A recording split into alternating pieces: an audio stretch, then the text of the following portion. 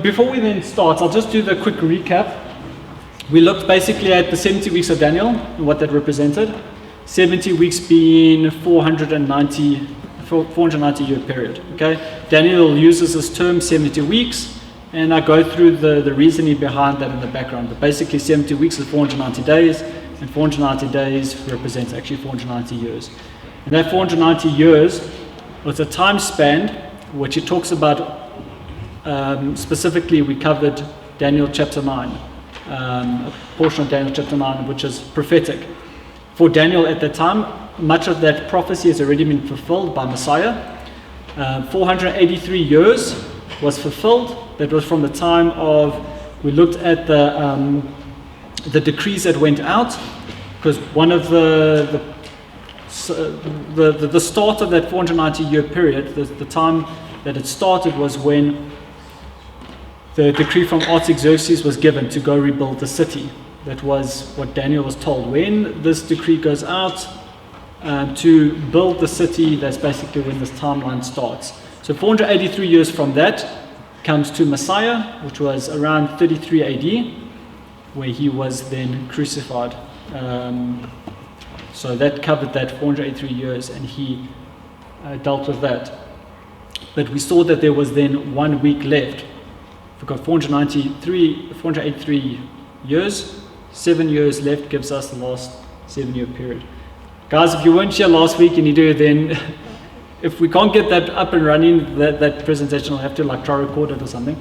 But it's a lot of information I can't go through now. But we were left in with that 7 year period at the end. And that final 7 year period is prophetic. So out of the 490 years that God told Daniel,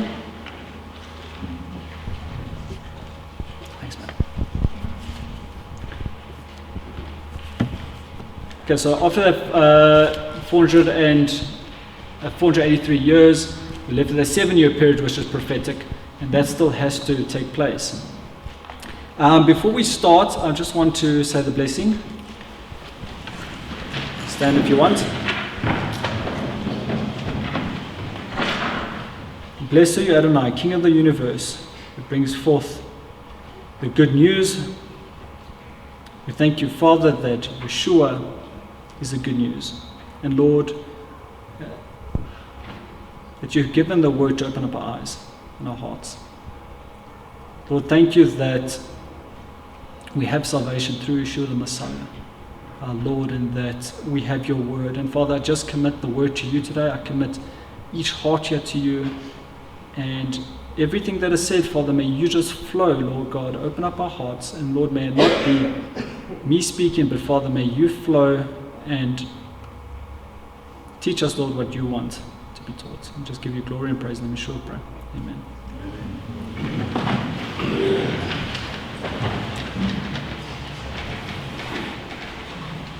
Okay, so I don't know, can we turn that light off? Is it possible?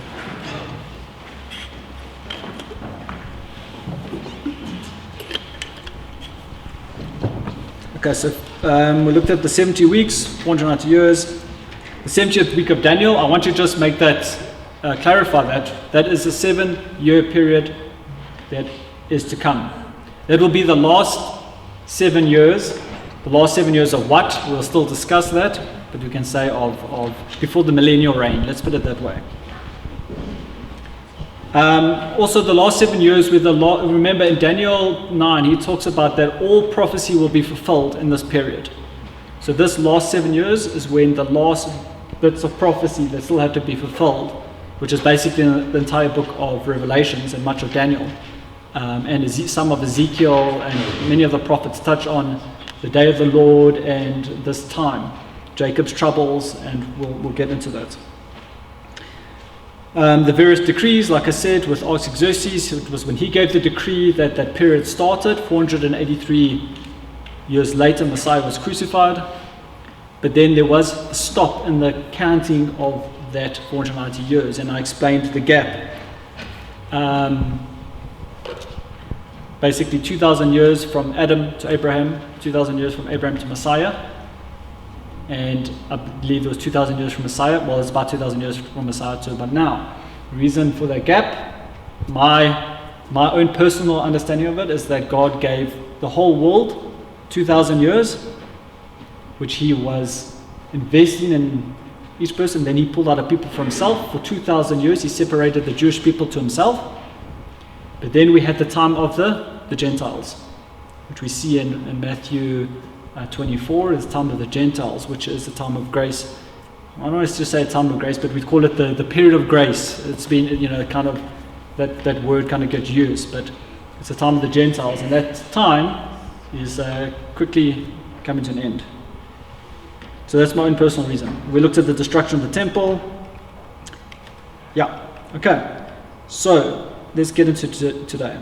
Today, I found it important before we jump into Revelations, because we have been jumping around, trying to build a framework, an understanding of eschatology, because we're not just doing Daniel or Revelations or Ezekiel. We're doing the study of eschatology, which is the study of end times, which covers many chapters in the Bible. So we have to glean understanding from all these different chapters and fit the puzzle pieces together to get a better understanding. But now what we're going to do is we're going to start getting into the book of Revelations a lot deeper, chapter by chapter. But the interesting thing about Revelations is that it's not so simple to read. What I mean by this is that Revelations jumps around in this way. God will give revelation about what's happening on earth during a chapter. Then it will jump from earth to heaven and be going on what's going on in heaven. But not only does it jump between earth and heaven, it jumps between timelines. So it will jump between what is happening now, what's going to be happening, and then sometimes we might be in a future chapter, a chapter more advanced, but it's referring to something that happened earlier. And the reason being is that sometimes you need context before God's giving context about what's going on, and then he brings in this information that you need now. But that information is actually linked to 3 chapters before. Okay, so when you read it, you feel like you lost. You're reading it, then you're like, okay, it looks like we moved from one thing to another, and then all of a sudden it jumps to this portion where you're like, where does this fit? I have no idea where this fits. It doesn't make any sense. And it's taken me a long time to actually be able to pick up the flow. So I'm going to break that down for you guys. I want you to, we'll post the slides. But if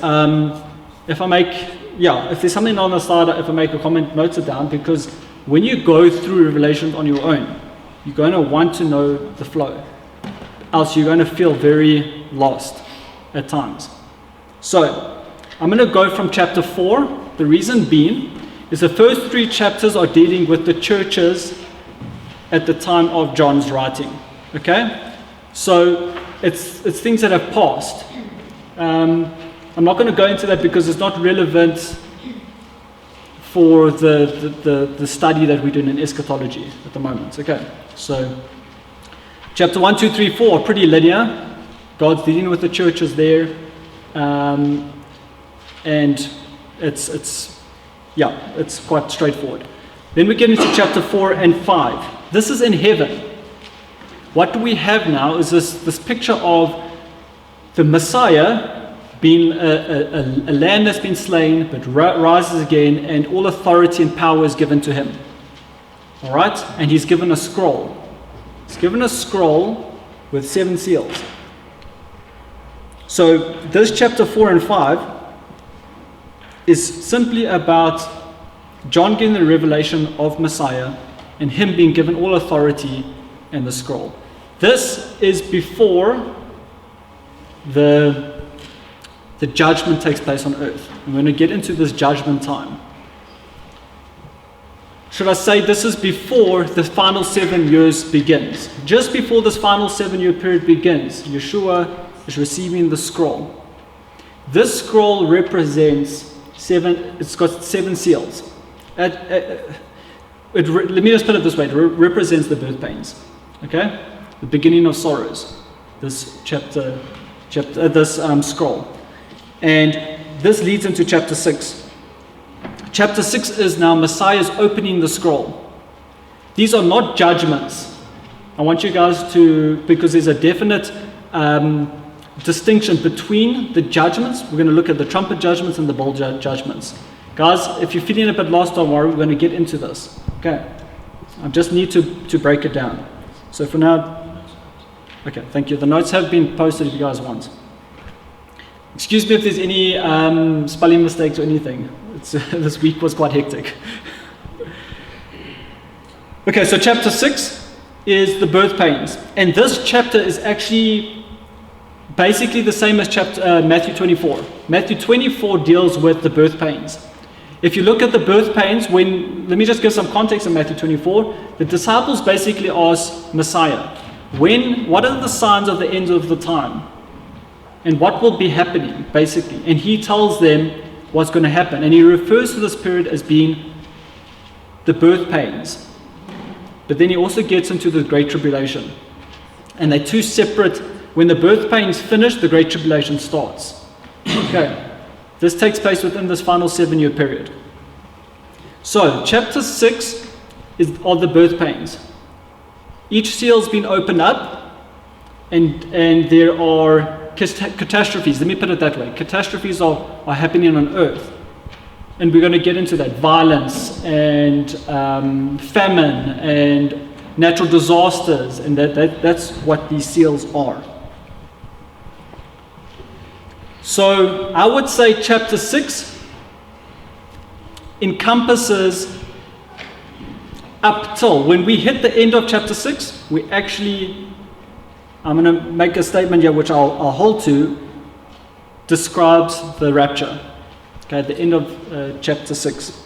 Near the end of chapter 6, I think it's, let me just get it out quickly. And we're going to get much more in depth. We're going to go through this chapter line by line, but not today. Today I just need to give you an overview.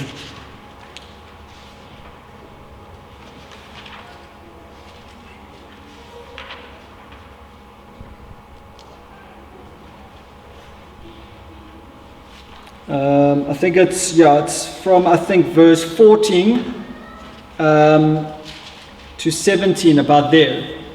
References the rapture taking place. So what we have is we have this period of 7 years. We have these seals being opened up, and this last seal is actually open up to the trumpet judgment. We'll get there, but the rapture takes place, and we're going to get deep into this. We might have different theological understanding of this at the moment, but I'm going to back it up.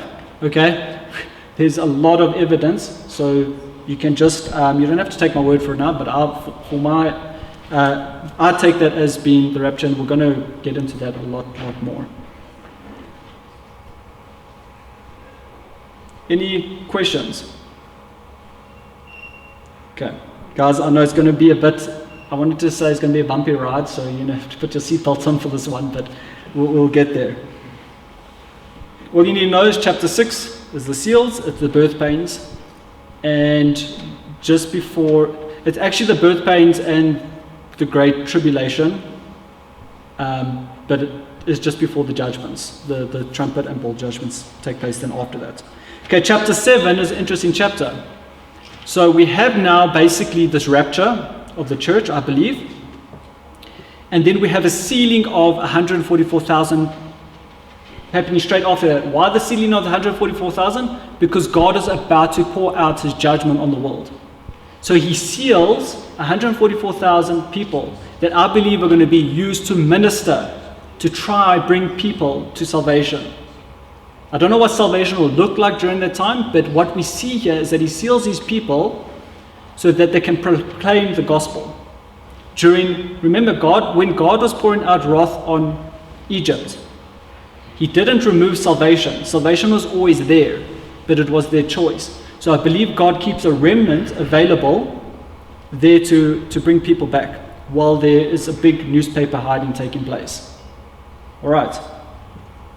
So that's a chapter. Chapter 7 is the sealing of this people because there's going to be great judgment poured out on the world. And in this chapter 7, we actually see the raptured church. The raptured church is spoken about later on in the chapter. But like I said, we're going to get much more in depth into this. Chapter 8 and 9 specifically then goes, God seals his people, then he jumps into judgment. Judgment starts taking place, the trumpet judgments. I'm just going to mention trumpet judgments because there's a lot in there which we're not going to touch on. Chapter 10 then all of a sudden is a break. We break from the judgments and we're back in heaven, and God is giving John some instructions that he's got to perform. And there's some other things in there, but I just put there highlighted John gets instructions. We jump back to the trumpet judgments in chapter 11.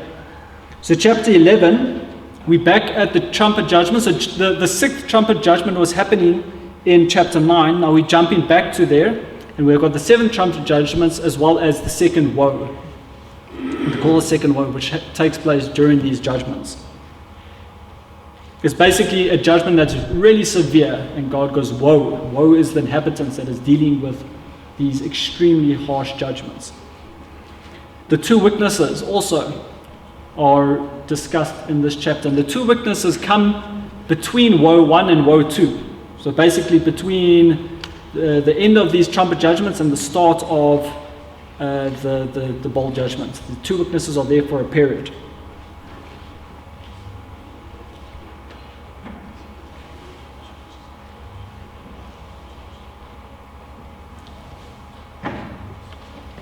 So they're mostly there during this great tribulation, the two witnesses. All right, everyone okay for now? Okay, well, it's going to, do you know what, guys? I wanted to give this background before we start getting deep into the chapter, so you know where we are. You can make a note, okay, we're in judgments, or we're here, we're there. The reason I needed to do this is because we're going to be going through Revelation 13 today, which starts by the beginning of the seals, but then ends before the judgments. Okay, but it's in chapter 13, and we've already had a bunch of the judgments, so it's a bit then confusing to jump into it and not knowing where it is.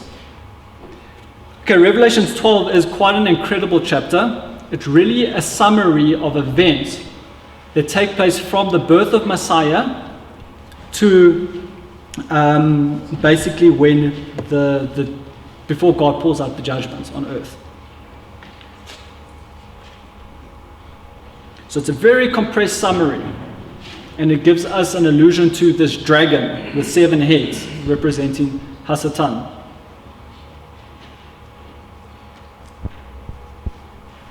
So it's what's quite interesting is that this chapter 12 basically gives you a break in the judgment, and then God goes, I need to now give you some more understanding about the beast that's coming. So he goes through this massive summary in one chapter of Messiah to the end of the age, and then he goes into chapter 13. So chapter 13, this takes place during the final 7 years, the beginning of sorrows and the great tribulation before the judgments are poured out. So chapter 7, 8, 9, 11 actually take place after chapter 13.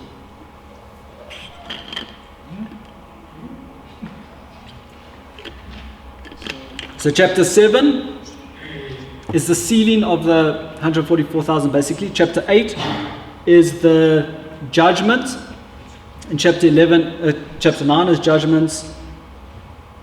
Chapter 10, remember, is that quick instruction to John in heaven, to look in heaven, but chapter 11 is once back with judgments, and then chapter 13 goes from this beast rising out the water and going on, what is this beast? Okay, then it goes to the time of the Great Tribulation. But basically after chapter 13, the near the end of the chapter 13 is basically where we have the mark of the beast being introduced.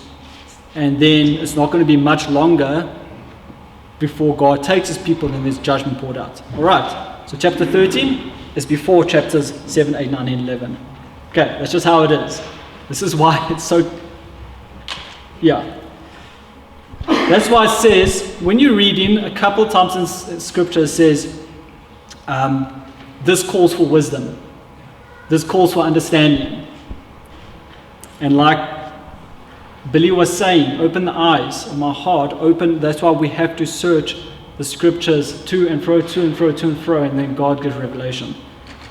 One of the amazing things is that in Daniel chapter 12, it says in the end days, people will go to and fro and knowledge will increase. A lot of people have said, yes, we're living in that time, people going to and fro and knowledge, look at the internet and all of this, but I don't believe he was talking about the knowledge of the world. I think he was talking about the knowledge of what, because it was in the context of Daniel asking God, what does this mean? And God said, Daniel, seal it up, it's not for you. And then he says, in the end days, knowledge will increase. I think what he was saying is that people go to and fro through his word. To and fro, to and fro, to and fro. And as the events around them start unfolding, God's going to give them revelation of his word and open it up. I think God has given us a lot more revelation of his word and opening these things up. Daniel couldn't have understood this because the Islamic Empire didn't even exist at that time. So a lot of the things he couldn't understand because it didn't exist.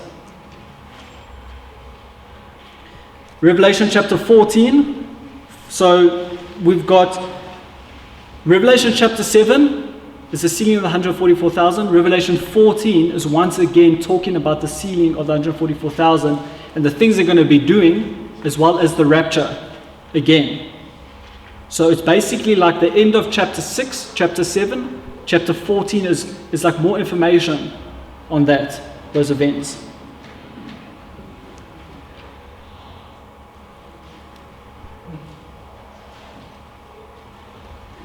And then we also get at the end of there, so what's quite interesting at the end of chapter 7, it talks about Messiah saying, the harvest is ripe, go reap them.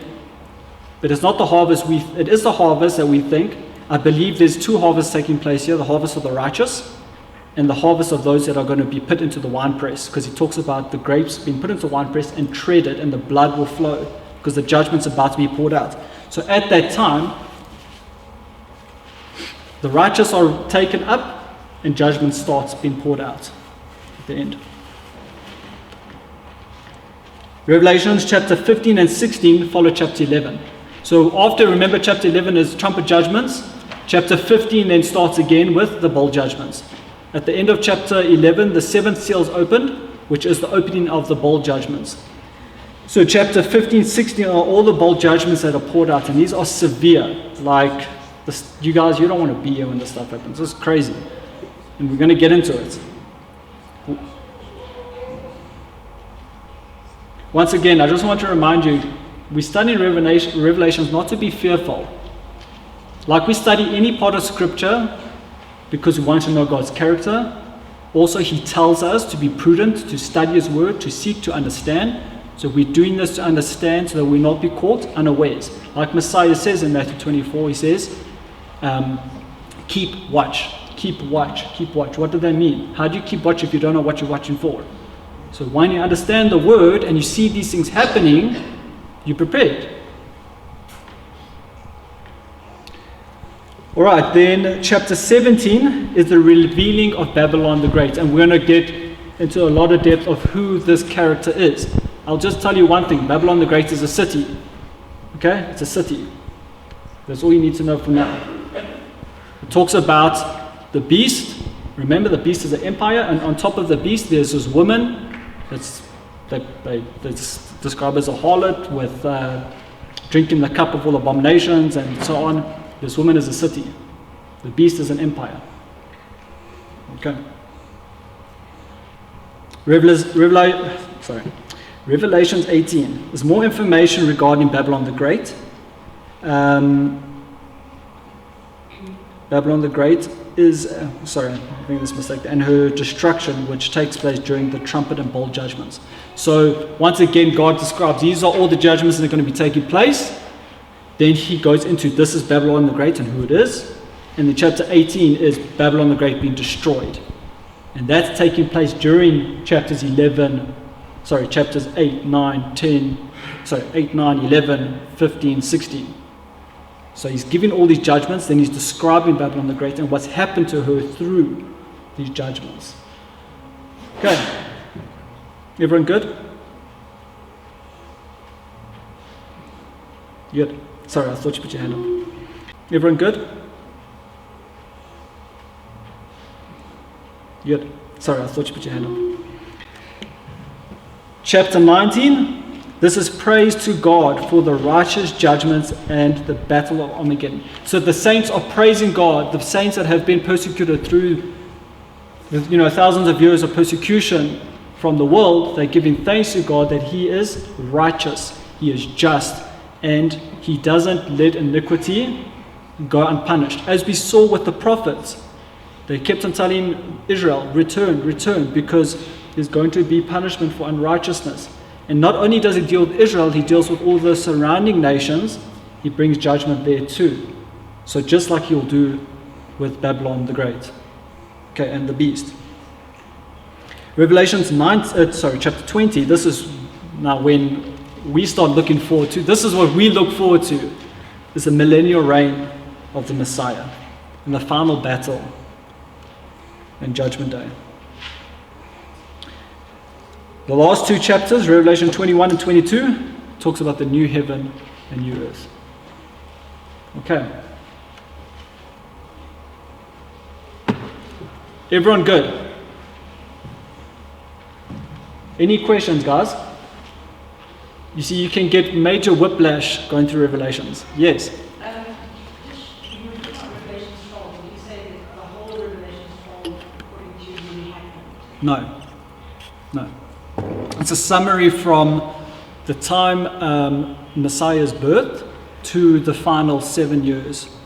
But just before the Great Tribulation starts. It's basically, so some of it's still future.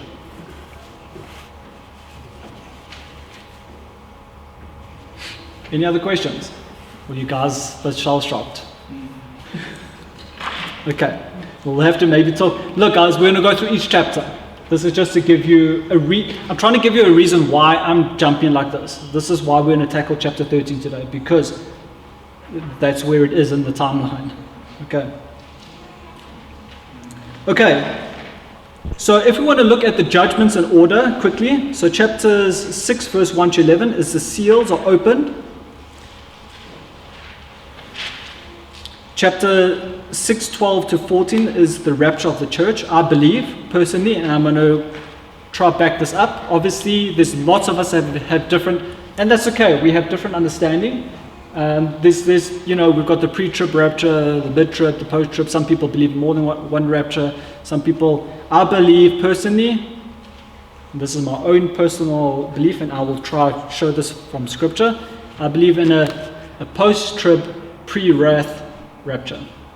Okay? When you keep on talking about the rapture, actually that's nowhere in the Bible. Yeah. In the Catholic Bible. Are you saying that is the same as the day of resurrection? Because that is mentioned in the Bible quite a few times.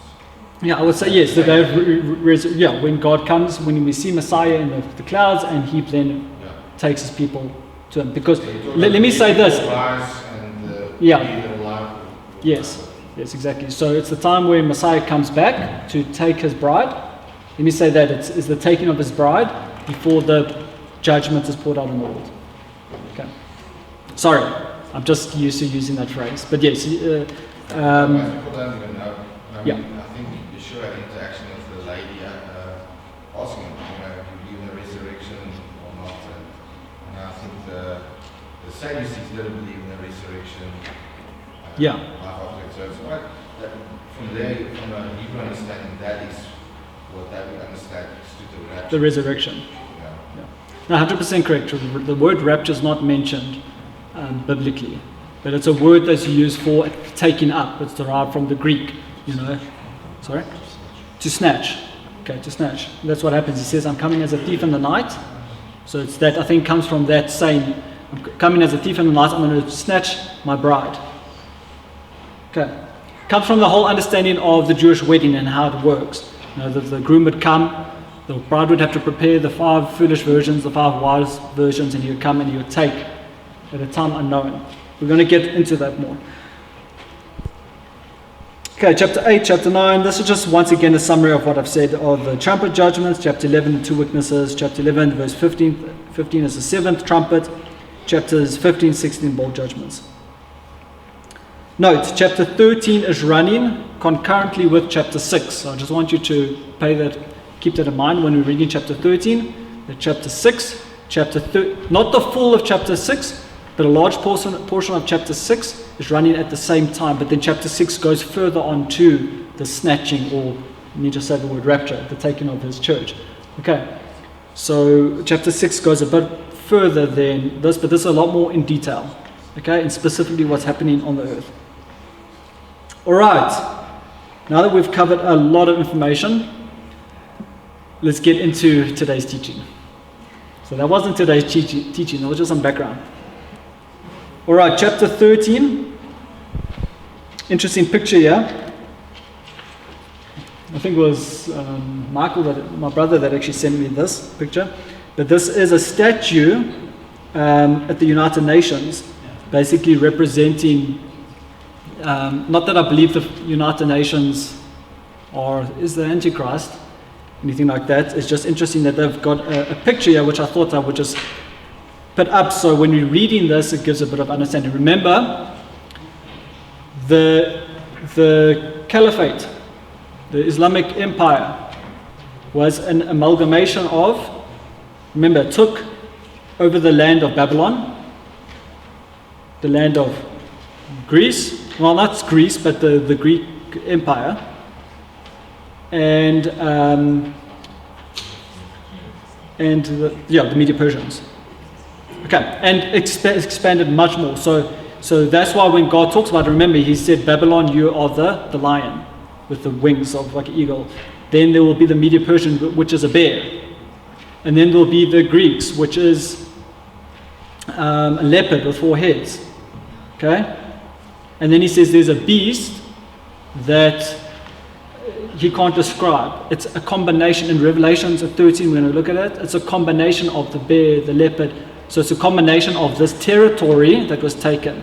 Okay, let's get into it. So I just thought I'd post this picture to give a visual.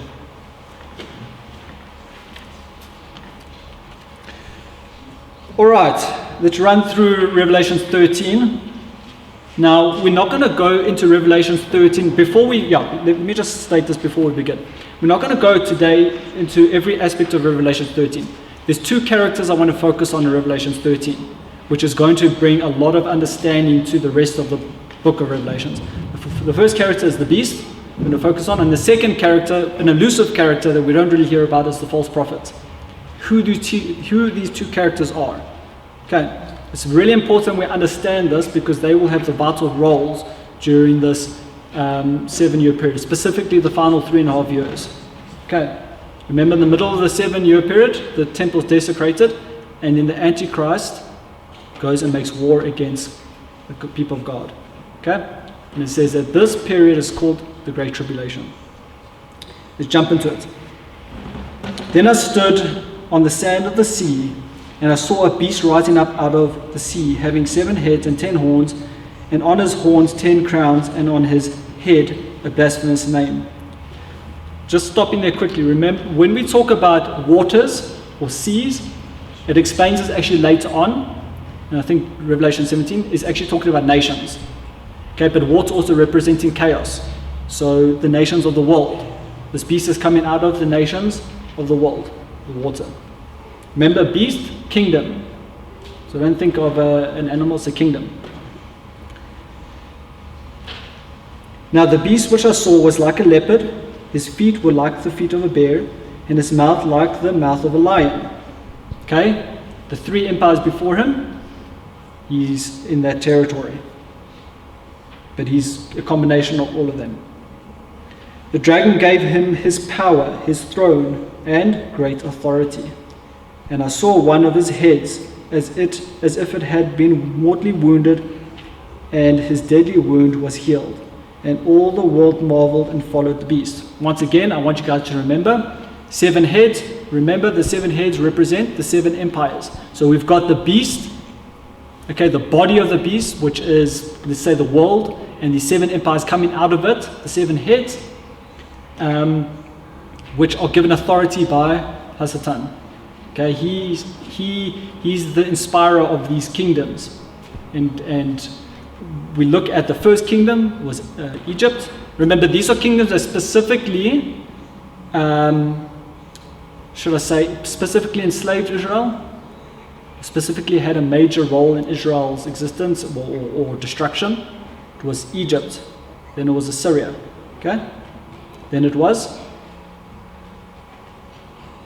who was next? Babylon, okay?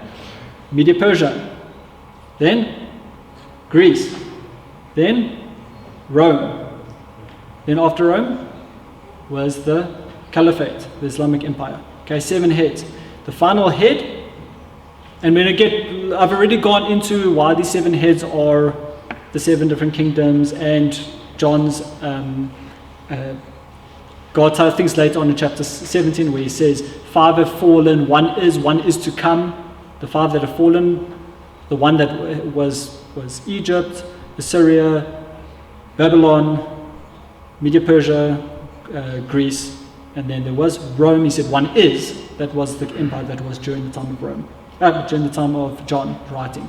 He said one is to come. The one to come, we know that the kingdom that took over that whole region after Rome was the Islamic Empire. Okay.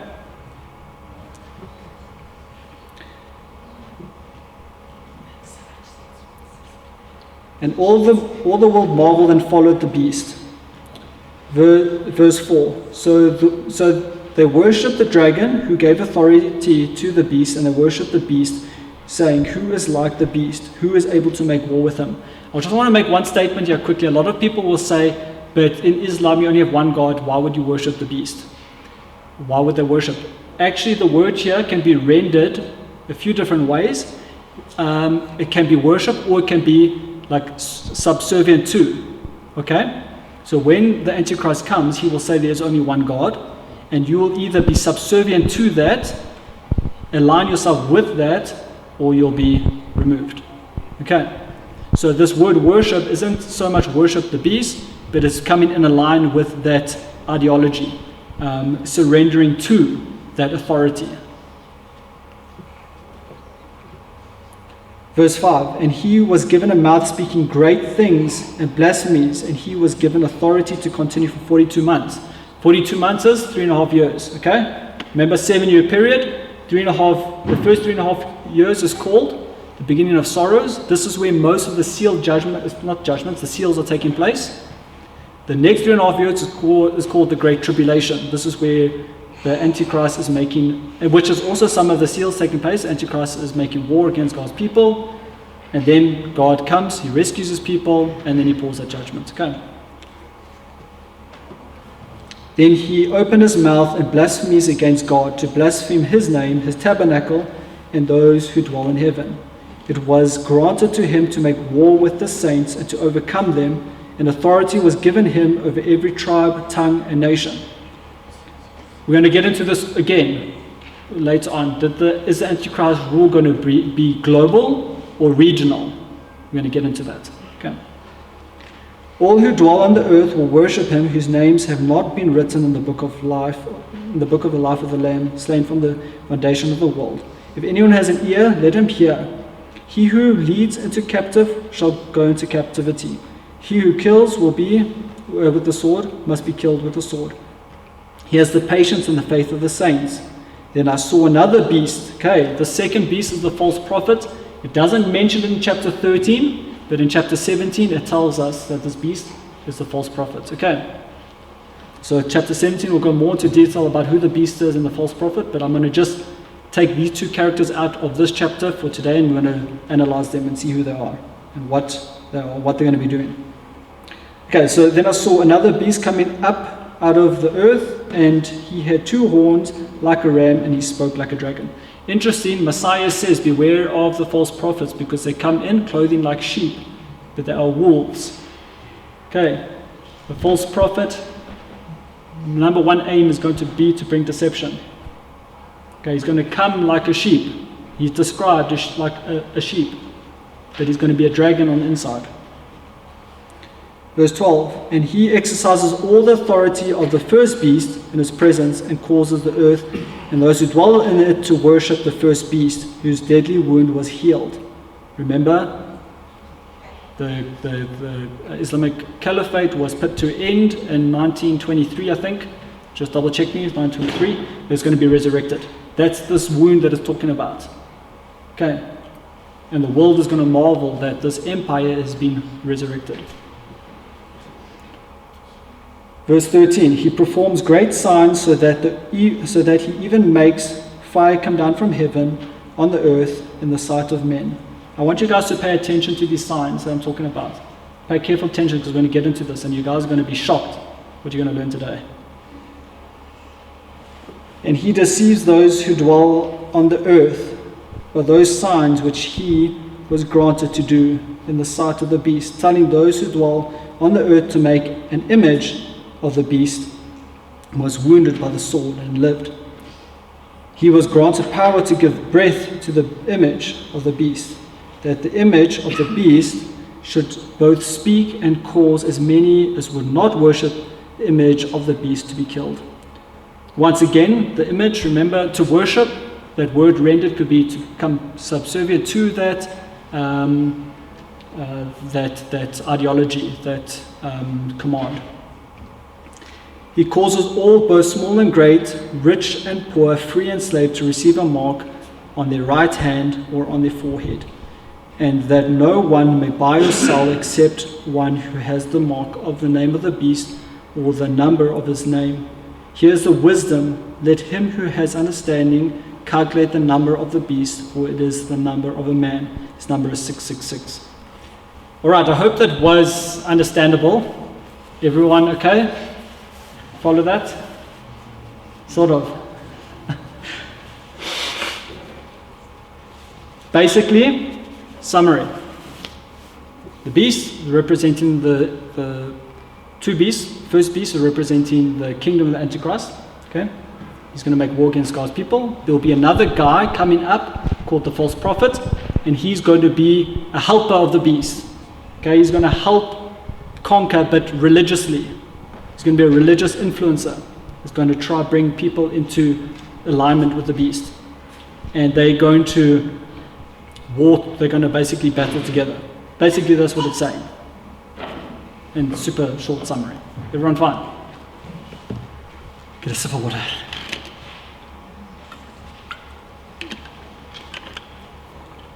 All right, now we're going to focus on these two beasts, these two characters. Firstly, we're going to look at what are the characteristics of this beast, and then we're going to look at, secondly, who this beast could be. Who this person, I'm not going to put a person to it, okay? I'm not going to put a person to it, but we're going to bring some light on where this guy's going to come out from and give some more understanding, okay?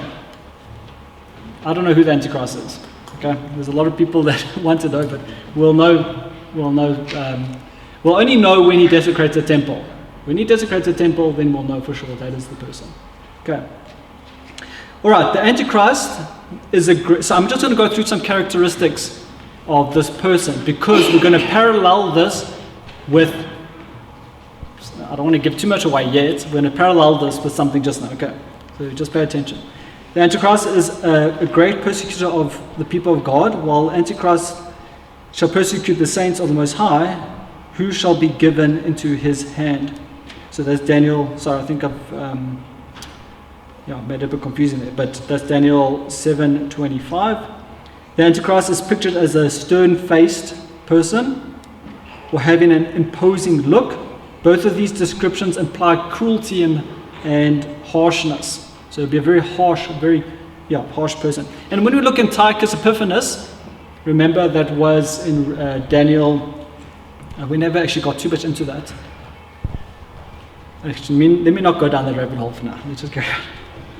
The Antichrist exalts himself, while the Antichrist shall speak presumptuous words against the Most High. Or let's just say, Antichrist will speak against the one true God. The Antichrist has great power, which comes directly from Satan. Of the Antichrist, it is said that the coming of the lawless one is according to the workings of Satan, with all power, signs, and lying wonders. This is 2 Thessalonians 2, verse 9. It is specifically said that Satan the dragon will give his authority to the beast, Revelation 13:4 as we read, and the Antichrist shall act against the strongest fortresses with a foreign god. Daniel 11, verse 39. the Antichrist is referred to as the Assyrian, which is quite interesting. Because if we look at an Islamic kind of Antichrist, it's specifically mentioned in Micah 5, verse 5 to 6. You can actually read it quickly if you want to jump there. The last book of the Old Testament. Sorry, not Malachi, Micah.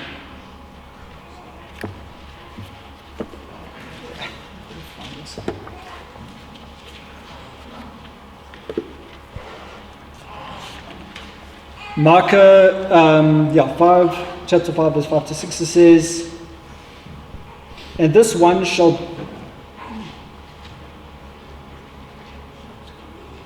Micah chapter 5, verse 5 and 6. Okay, and this one shall be peace. When the Assyrian comes into our land, and when he treads in our palaces, then we will rise against him. 7 shepherds and 8 princely men. They will waste with the sword the land of Assyria, and the land of Nimrod at its entrances. Thus he shall deliver us from the Assyrian when he comes into our land, and when he treads within our borders. I think the context there is, I think it's the Messiah coming and setting them free. Yeah. But it's quite an interesting reference for the Assyrian, because Assyria specifically today, Assyria and Babylon were in the same area, and that is modern day Iraq. Okay, so from verse 2 is the coming Messiah, and then it talks about how he'll then bring judgment on the Assyrian. And I believe specifically that it's talking about the Antichrist, which is interesting that he calls him the Assyrian, because, like I said, it's specifically that area where we look at Babylon, and what does it say the beast is? It talks about Babylon the Great, or Babylon the Great being the city on the beast, but the beast coming out of this area. And just to note that, so it's modern day Iraq as well as parts of Iran, Kuwait, Syria, Turkey. Note that Babylon was also in modern day Iraq. Okay, so if we look at this beast that's made up of the Medo-Persian army, the Greek army, that it was all that area, and he's going to come out there. So it's once again some confirmation of the location of this person, or should I say even the ethnic kind of grouping. The Antichrist is a master deceiver. It is said that his career will be defined by all power, signs, and lying wonders. During the reign of the Antichrist, those who dwell on earth will be deceived by false signs. The Antichrist is defined as proud and arrogant. It is said that he will have a mouth speaking presumptuous words specifically against the Most High. The Antichrist will use false peace to achieve his aims, and I want you to pay attention to this, specifically these last few that we're going to look at. The Antichrist will make a strong covenant with many for 7 years. The final 7-year period. Remember, there's a covenant that's made, some kind of peace covenant or something that's made for 7 years, that he will be a big part of that. He will break the covenant in the middle of the week. 3.5 years in, he desecrates the temple, and then he goes to war against God's people. He will desecrate the temple. This is, I thought, very interesting. The method of execution of those who oppose him will be by beheading. Now, I don't want to get grim or anything, but I wanted to bring this up because when we look at ISIS, when you look at the Islamic people, what do they use? You see, the Bible is so specific on specific words, and sometimes if we have the wrong, oh no, it's Rome, or it's this group, then we jump over these words and we don't actually even pay much attention to them. But when you understand who the group is and you start reading these phrases, it makes a lot of sense. You go, well, there's only one group of people that actually do that. Okay? So it makes a lot of sense. And that's not to scare anyone, it's just to show, once again, the type of kingdom. This is to give information on the type of people that it's going to be. All right. Sorry, Brendan, just before we carry on, we visited chapter 13 that speaks of the Antichrist and the false prophet. You said that the Antichrist is called the Assyrian. Yeah, Where's that? that was Micah chapter 5. Specifically. Yeah, read Micah chapter 5. Okay. It's in the notes. But I thought you meant was in No, it's not in Revelations 13. We're just giving a reference to the different characteristics of the Antichrist. So that's one of the names that he's called by. Also, like when you get into it, he has those who know about Gog Magog. Gog is actually another name for the Antichrist. I'm going to look into that quite deeply. Okay. We're all right with time. Oh, I still got some time. Okay, so we've looked at the Antichrist sort of characteristics and names. So we're going to look at the false prophet, and then we're going to parallel this with some other information. Revelation 13:11 alludes to the person, a man known as the false prophet. Once again, that's in chapter 17. It specifically calls him the false prophet. Revelations 19, verse 20 clarifies who Revelations 13:11 beast is by calling him the false prophet. First, he is called a beast. He is like the Antichrist, a man possessed by Satan. The false prophet is a wonder-working assistant to the Antichrist who will carry out powerful pseudo-miracles to deceive the people of the earth. Okay? The whole point of his miracles is deception. Okay? Keep this in mind. His whole aim is to deceive the false prophet. The Antichrist is a military character. The false prophet is specifically a religious influencer to deceive. This is going to be his number one goal. Okay. So I'm smiling because when you guys see who this character is going to be, yeah, I was pretty shocked also. The false prophet's primary reason for performing miraculous signs is to cause inhabitants of the earth to follow and worship the Antichrist. Matthew 24 verse 24 says, if possible, he will even deceive the elect. And the word elect here is not Jewish people. The word elect in the Greek is the Christians, specifically talking about the saints of God. Okay. This word here, but I had to look into it, and the word here specifically refers to that, because a lot of people might think the elect is specifically talking about the Jewish people. It's not.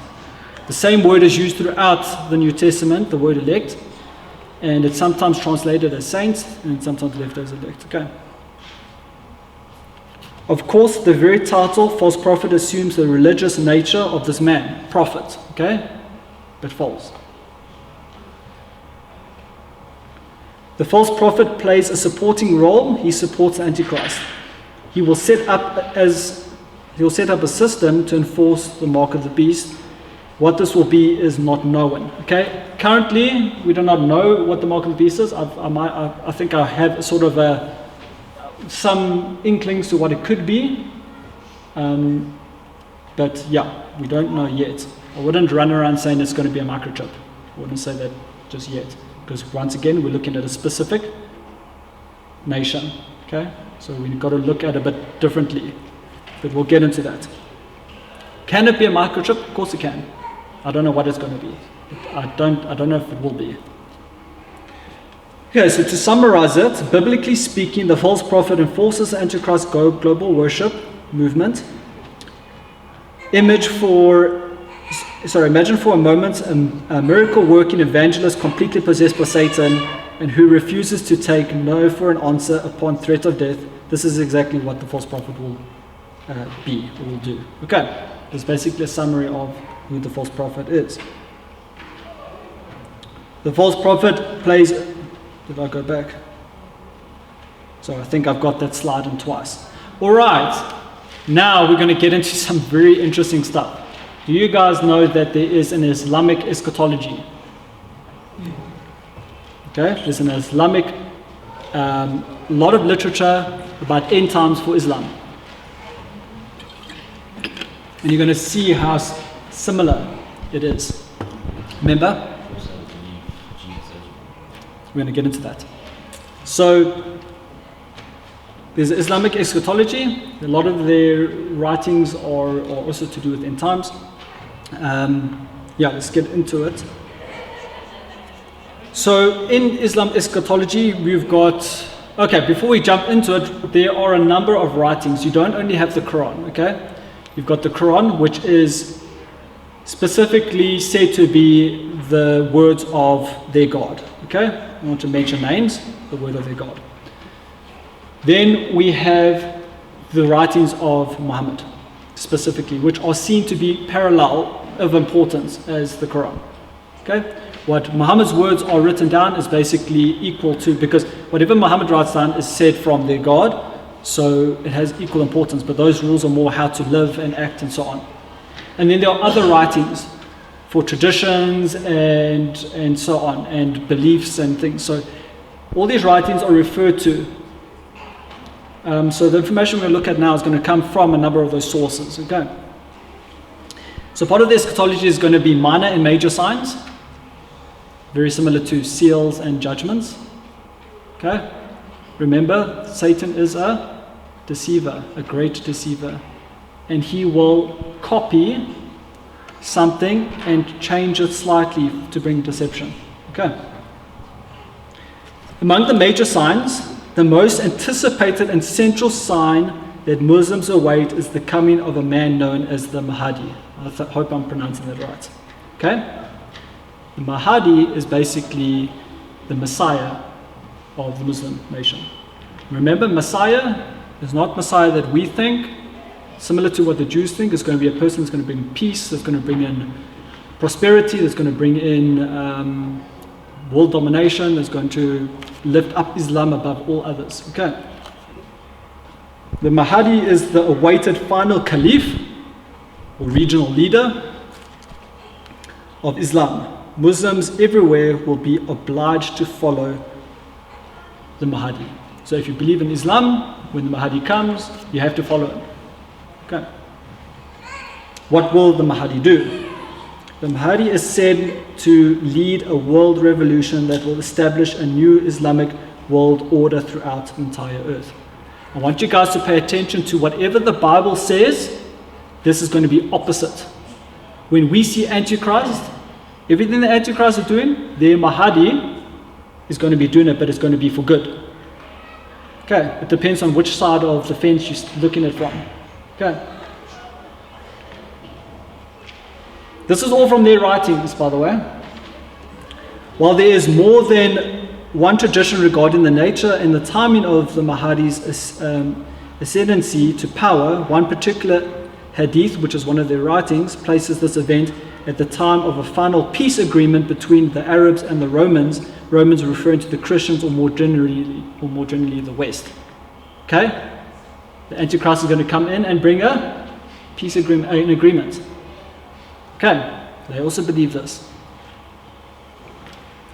Although the peace agreement is made with the Romans, it is possibly mediated through a Jew from the priestly lineage of Aaron. Remember Rome here talking about the West, because remember at the time of Islam, basically the West was dominated by Rome. Okay? Germany, all of that whole area was under Roman rule.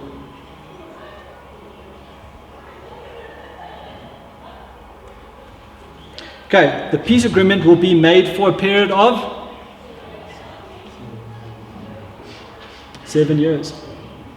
The 70th week of Daniel. This is just more evidence to show who the fourth beast is. Okay?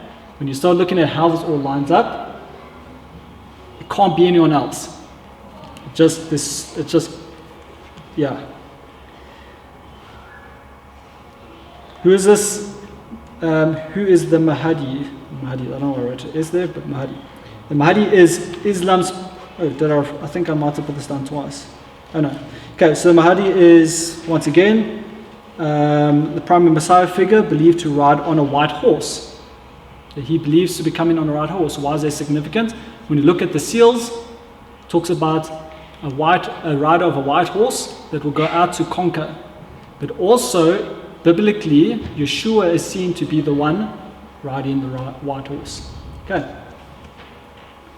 He will be a descendant of Muhammad. He will be a very devout Muslim. He will be an unparalleled spiritual, political, and military world leader. He will emerge after a period of great turmoil and suffering upon the earth. Okay? Think of it. The Antichrist is going to rise in the middle of the week. That's when he's going to really take up his military power. So he's going to create a covenant, but there's going to be great turmoil on the earth during the seals. And he's probably going to be part of that. Then he's going to rise up. He will establish justice and righteousness throughout the world. Remember, this is taken from their writings. I'm not saying this, okay? It's from their writings. He will establish justice and righteousness throughout the world and eradicate tyranny and oppression. This is seen through the eyes of Islam. Okay? The West brings tyranny according to Islam. Okay? The West and Israel and so on. So he's going to eradicate all of them. He will be the Caliph and Imam, or vice regent and leader of the Muslim world, or Muslims worldwide.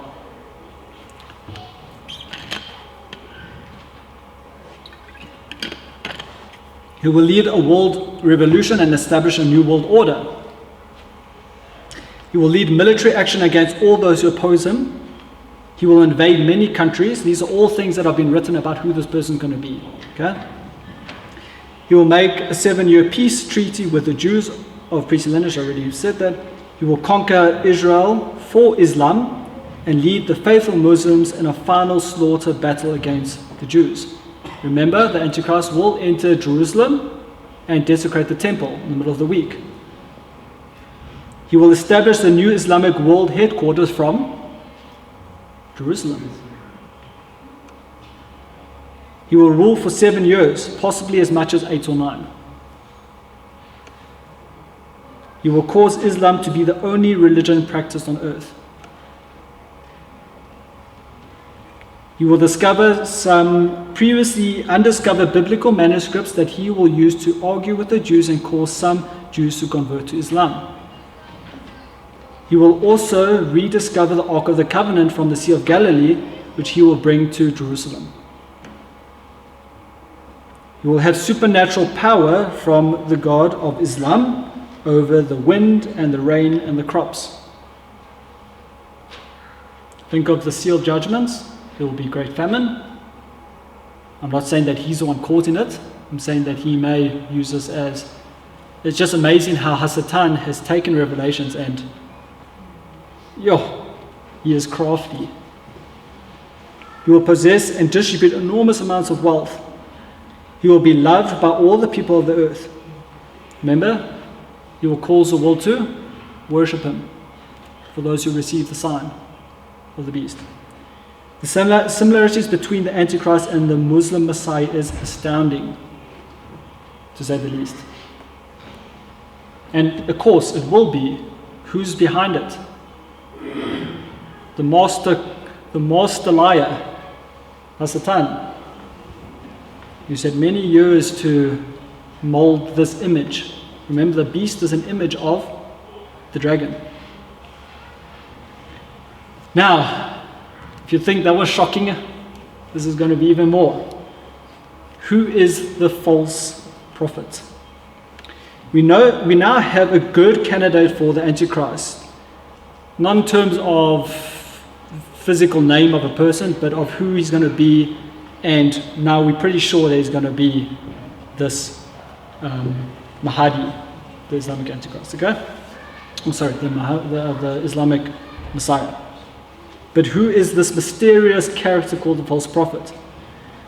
You will be surprised to know that in the eschatology teachings of the Muslims, there is another powerful character that comes along to assist the Mahdi. This person is well known, and this person is a well-known and respected prophet in Islam. Who is it? Don't stone me when I show you this. So they have a prophet that they believe is Jesus, and he's going to come down at the time the Mahdi rises up, and he's going to be used to perform great signs and miracles and wonders to deceive even the elect. Yeah, Isa, but Jesus. This isn't the Jesus we serve, this is the Muslim Jesus. Okay? Very different. We're going to look into it now. The parallels, yeah. Sorry, can I just mention, if for those who don't know, that it's recorded that Jesus, which they believe in as a prophet, was an immaculate birth, also without any intervention from a man. The method of the birth was a little bit really strange, under a palm tree, etc., etc. So this is also, they're like, he's coming again, Yeah. kind of thing. So it's even as much and as close. Yeah, they're expecting him to come. They're Also. expecting him, who was born of a virgin, under a palm tree. Really weird. You want to read that, it's quite strange. But anyway, they believe that he's going to come back.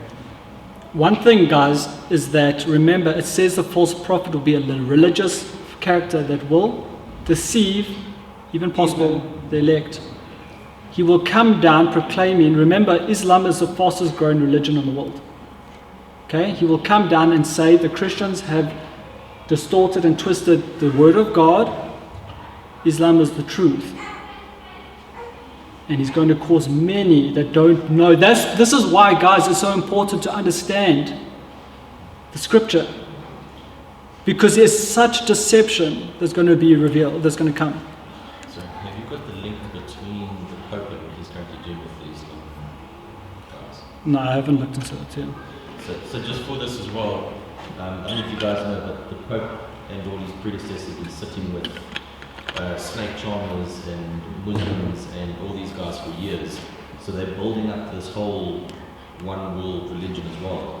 And if you see what's going to happen here, it's quite easy for the Pope, I'm not saying it is, but it's quite easy for the Pope to step in there, and he's, Christ on earth. And although you would have this figure coming through, the Pope would then say, I'm submitting to that. And through that you'd have easily 1 billion Catholics. So, if you take a look at the world religions, the majority is it's Christian, Islam and Judaism. And those are the three main ones. And out of that you've got 1 billion Catholics, 1 billion... 1.8 billion Muslims or something. Yeah. So for that to happen, you quite easily got this lined up. Yeah. Especially with all the backdoor conversations that are currently. Yeah, for sure. A lot of deception is going to take place, specifically during this period. Okay. Just one more thing. There was a survey done, and the Catholics reckon Jesus is actually at number 7 of the person they pray to. Mary being the first and all of saints. So they don't even see at this point in time, because they've got all the other gods in between them. Yeah, it's very sad.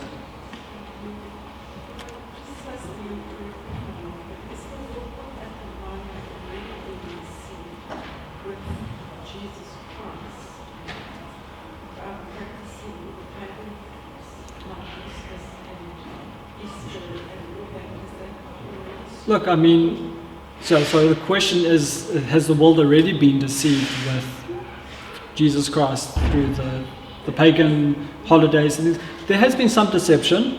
I'm not going to say using the name Jesus is wrong. There's many Christians that love God very much, and they use the name. It's not a problem. But yes, of course, from the time of when the Roman Empire was under Constantine, when they brought in a lot of the deception. So once again, a method that Hasatan will try bring in to deceive the truth and bring people away from the truth. Okay. We just have to continue to study the word so that we're not deceived. That's why it's so important to study. Guys, we're just over time. Can we finish up? We've got a few slides left. So let's now have a look at this Muslim Jesus. Jesus said to return to the earth. So once again, this is from their writings, okay? Is return to the earth in the last days near a mosque in Damascus. He will arrive at a time when the Mahdi and his army will be preparing to pray before they go into battle. The Mahdi will ask Jesus to lead the prayer, but Jesus will decline and direct deference to the Mahdi, whom Jesus declares to be the leader of the Muslims. He will then pray behind the Mahdi as a subordinate. He will be a faithful Muslim. He will make a pilgrimage to Mecca. He will visit Muhammad's grave and salute. I just had to add this in because it was a bit strange. To salute Muhammad, whereby Muhammad will return the salute from the grave. He will destroy Christianity. He will repel the jizya tax. I'll explain this now. This leaving Jews and Christians with the only option of conversion to Islam or death. So currently in Islamic nations, they have a tax you pay if you're not a Muslim. So it's like a protection tax. Like you pay this if you want to be in the country and you're not Muslim. But when he comes, this Islamic Jesus, they will stop that tax. So whoever is in the countries that are not Muslim, you'll either have to convert or you die. The tax won't be taken anymore. He will establish Islamic Sharia law throughout the entire earth. He will kill the Antichrist and his followers, made up largely of Jews and women. Remember, I said everything is opposite. So who do you think this Antichrist is that they're going to kill?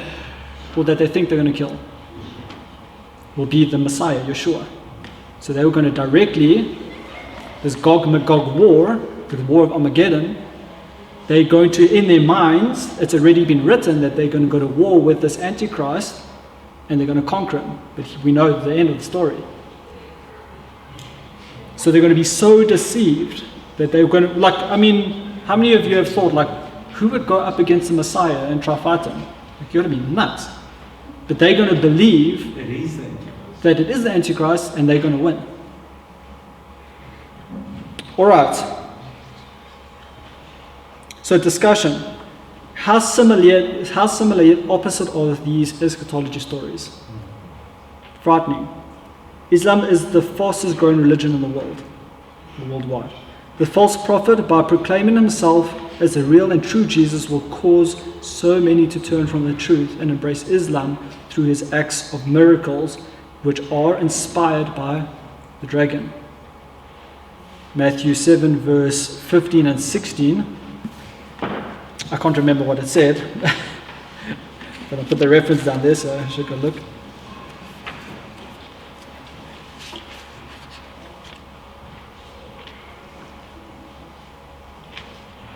Beware of the false prophets who come to you in sheep's clothing, but inwardly they are ravenous wolves. You will know them by their fruits. Do men gather grapes from thorn bushes or figs from thistles? Anyway, let's stop there. Remember, the false prophet is seen as a sheep, but with the voice of a dragon. Okay? Just references, once again, a lot of information has come from the book Mid-East Beast and the Islamic Antichrist by Joel Richardson. Really incredible information. If you guys ever have time, resources are free on his website and really good reading. All right, any questions? Now that I've left you guys shell-shocked, or you can go run out and cry at home. I'm just joking.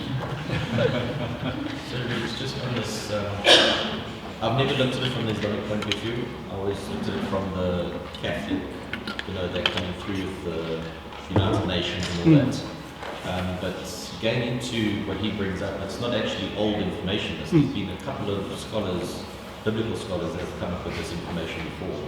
Especially when you take the overlay of the map and you see where Rome conquered and where the Ottoman Empire conquered and how it lines up. Yeah. And the lineup is so much more understanding when you take this view than the West Roman view. Well, hasn't it always been Esau and Jacob? Yeah. It's always been Esau and Jacob. And that fighting between the two. So it doesn't make sense to remove it. But yeah. Questions? Too much information. Thank you. We're going to get into that.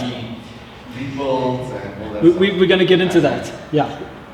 Well, there's that new. Join for another episode of But wait, next week. there's more. No, I'm still busy looking into it. Yeah, I still got to do my prep. But yeah, there is a city. I don't have it. I'll have to check with the super city is. I don't know if it's in the same region. But yeah, interesting things that are happening. Another thing is, Muhammad came around the 6th century. Just look at the Montreal. Yeah. No questions. If you guys have any questions, we're here. Else, next week we're going to try look at who this Babylon the Great is. Okay, so in Revelations, I think it's 17, it talks about the beast with this harlot on top of the beast that's drinking the blood of the saints and has, just quite a shocking image that it gives. But this is actually a city. Okay, so we're going to try to break that down, what the city is, who it is, and what role it has to play. Right, so I hope I go around. Just a comment. My mum warned me about this literally 50 years ago, which is a dog like that, but she's not that tall. So, interesting. Yeah, sure, yeah. Yeah, do you know what? I think the difficulty is that because we have such a little understanding of that nation and the beliefs in that, is that, like, you can't really put these things together if you don't know that. So, once you start working with them and you start seeing, like Joel Richardson, the guy that wrote these books, we got a lot of information from, he does a lot of underground work in Muslim nations. He spends a lot of time there and, gone through their writings, so yeah. But once again, what's interesting is that God says in the later days these things will be revealed. And God's bringing revelation on revelations and Daniel, giving us understanding. It's also quite interesting how when you take a look at the mass migration of people happening at the moment, how all the Western countries are starting to take in all the refugees that are coming from these Muslim nations. And I mean, I know people that live in England, some of the towns you can't even live anymore, because if you walk down that street or down that road in that area, the guys that are Muslim in that area, they just take you out because that's now. Yeah. Actually, so, I mean, Germany, Holland, there's a lot of stuff, and that's why some of this Brexit stuff has happened as well, because they're saying, how far do we go with this? Yeah. Actually, Uncle Grant? Sorry, John Gilchrist, who's in the 30s, he wasn't in Germany, actually was in Harvard, and his Presbyterian church actually had a ministry of teaching and trying to convert Muslims to Christianity. So it's a very Yeah, for sure. It is, because they're very set. I mean, I guess like we should be in what we believe. Yeah, he literally had almost zero success. Sure. But it's very, very deeply rooted. Yeah, but that's It's a lot of it is, I think, rooted in fear. no, for sure. Islam is very much that type of religion where, it's very oppressive in that sense. Exact antithesis of Yeshua. It was interesting how you mentioned that their Messiah would offer people great wealth, their people great wealth, because they also look after their own, and I think that can, and even if you look at them today, how they look after their own people, they really actually are a good example of how you should look after your own people, and I think that's one of the big alluring factors that they use to entice people to come see their light, if you can call it that, is their wealth, really. You know, They look after their own people. remember it says that he will be from the line of Muhammad.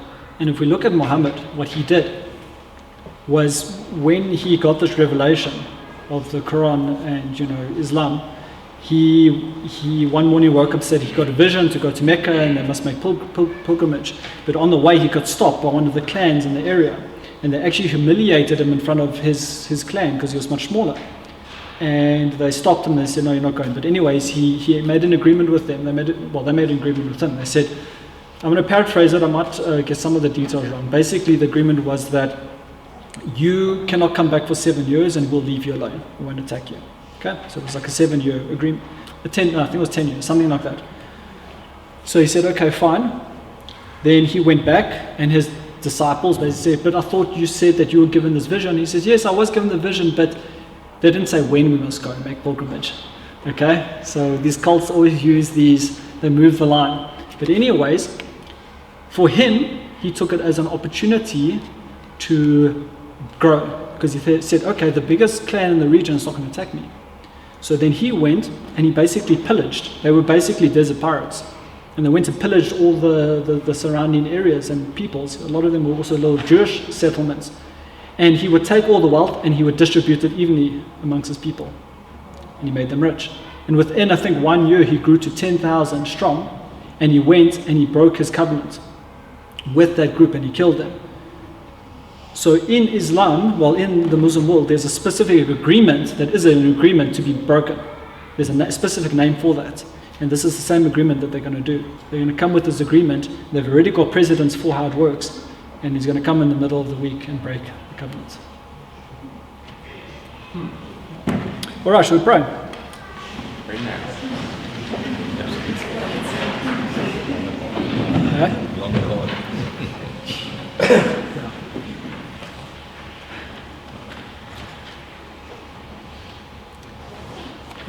Father God, I just thank you, Lord, that you've brought us here all safely this week and that you've had your hand upon us. Lord, I thank you that we have your word, that you don't hide these things, Father, but that you have given to prepare us, Father, for things that will come.